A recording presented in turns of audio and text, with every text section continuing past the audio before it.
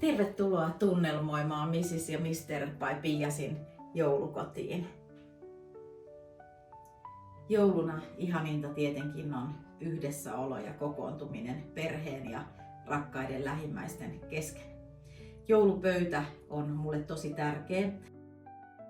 Katan sen aina pellavilla. Tänä jouluna ekaa kertaa omilla huikeilla Bohemiana Home pellavilla. Joulupöytä on katettu kerroksittain, niin kuin näette, ja tapoihin kuuluu. Vaatteetkin on kerroksittain pellavat ja niin myös joulupöytä saa kauniin pellavaharson ympärilleen. Pöytä on levitetty tässä ihanalla huvilan kuistilla. Kerroksittain on puettu joulupöytään ihana isompi frillahelmanen liina Bohemiana Home mallistosta ja kaitaliinan tavoin on levitetty koko pöydän pituudellaan näin bohemisti tää aivan mieletön kirjailtu, broderattu pellava liina. Jouluherkkujen lisäksi osana silmänruokaa tarjoaa tietenkin kauniisti toteutettu kattaus. Kattaus on tehty ihanilla keräily-antiikkiastioilla, antiikkiset aterimet tietenkin ja pellava liina, joka on kietastu kauniisti tällaisella ihan yksinkertaisella upealla viininpunaisella silkkirusetilla. Tähänkin voi sitten vaikka jonkun ihanan pienen oksan tai havun keskelle asettaa. Normaalisti mun repertuariin kuuluu aina valkoinen ja pellava ja puun väri, mutta nyt tänä jouluna mä oon halunnut lisätä kontrastia ihanalla tällaisella viininpunaisella oikein syvällä burgundin sävyllä.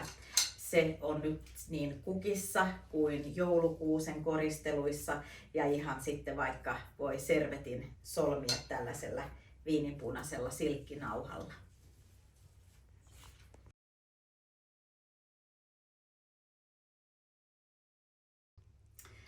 Mä itse olen rakastunut ihan vuosia sitten jo tällaisiin aivan ihaniin kanaalitalolyhtyihin ja näitä usein sitten joululahjaksi myöskin olen antanut suvun lapsille.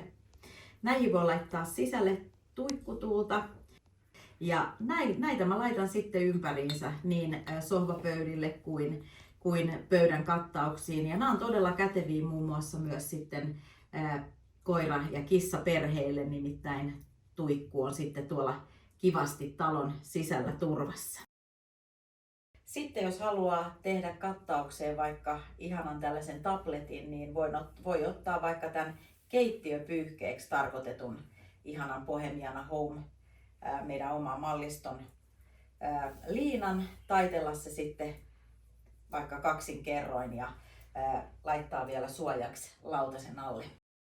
Sitten tietenkin nämä ihanat antiikkikaupoista kuin kirppareilta löydetyt vanhat astiat on osa sellaista persoonallista. Ne voi olla eri pariakin, kauniit pikarit, lasit ja todellakin kynttilän valo ja kukat. Siitä syntyy ihana joulutunnelma.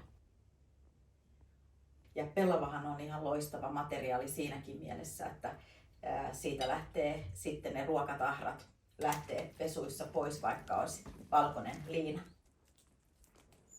Me ollaan mun miehen kanssa saatu varttua meren äärellä ja jotenkin rakastuttiin tähän meidän taloon, kun tänne saavuttiin.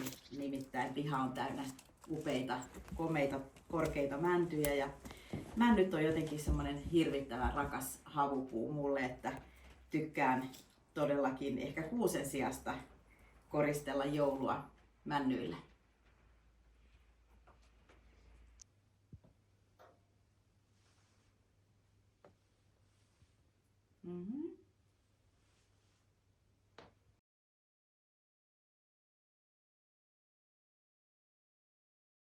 Joulunakin pukeudun tietenkin pellavamekkoihin ja oikeastaan perinteenä on ollut aina viettää joulu, emännöidä tällaisissa ihanissa, mukavissa, hengittävissä ja kauniissa pellavamekoissa. Tykkään, kun joutuu kuitenkin kokkailla ja vähän serveeraa keittiössäkin, niin myöskin materiaaliltaan pellava on sellainen, ettei tarvitse pelätä mitään ruokatahroja.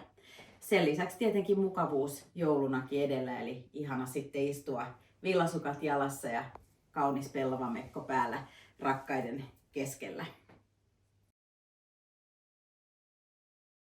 Ja kuten arvaatte, niin kiireisten yrittäjän arki on aika vauhdikasta ja jouluna haluan sen todellakin sitten rauhoittuvan.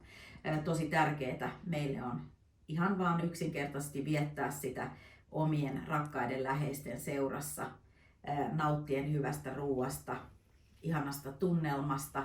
Vanhan talon estetiikkaan kuuluu tietenkin tällainen maalaisjoulu ja joulukirkko on ihana perinne.